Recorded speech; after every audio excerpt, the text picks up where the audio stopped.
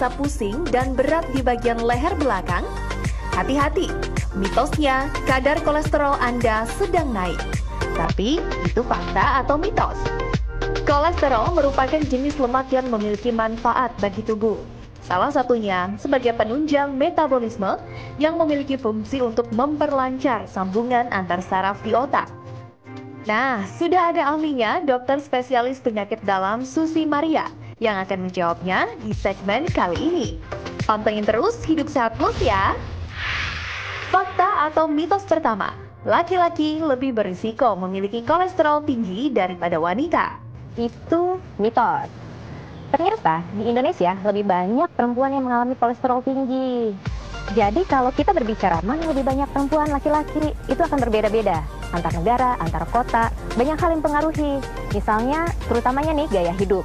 Jadi kalau misalnya dia suka nggak mau olahraga, makan yang nggak sehat, dia merokok, berat badannya gemuk, ya dia akan berisiko untuk mengalami kolesterol tinggi. Jadi perempuan jangan merasa ya tidak memiliki risiko untuk mengalami kolesterol yang tinggi yang susah sembuh. Fakta atau mitos? Kalau orang dengan riwayat kolesterol tidak boleh mengkonsumsi susu dan olahannya. Kenapa ya? Padahal susu kan salah satu minuman yang bermanfaat bagi tubuh. Dok Susi, itu fakta atau mitos? Itu mitos. Susu itu merupakan sumber makanan yang tinggi kandungan gizinya. Jadi kita semua perlu. Tapi memang kalau susu itu full cream dapat meningkatkan kolesterol darah. Jadi bagaimana solusinya? Kalau mau minum susu atau produk olahannya, pilihlah yang low fat atau lemaknya rendah atau yang non fat yang tidak punya lemak. Bagi sebagian orang, mengkonsumsi daging kambing adalah suatu kenikmatan tersendiri. Tapi mitosnya, konsumsi daging kambing dapat meningkatkan kolesterol.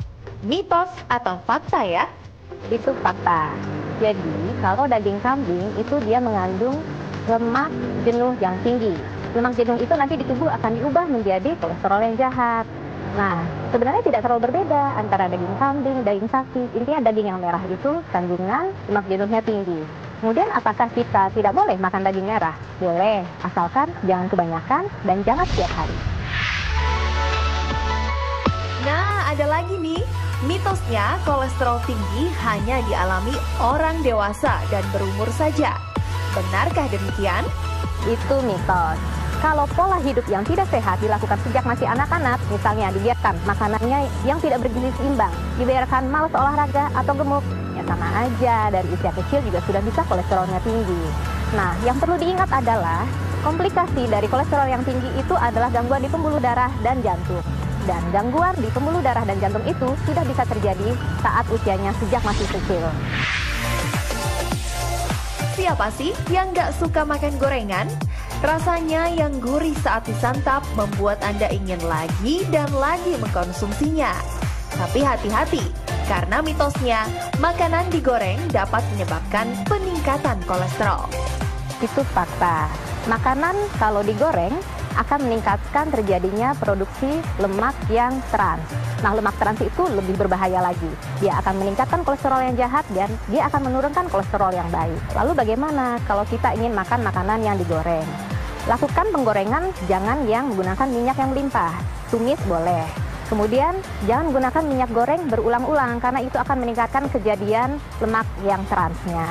Lalu pilihlah minyak goreng atau minyak sayur yang memang kandungan lemak transnya sedikit. Contohnya minyak canola, minyak jagung, dan lain-lain.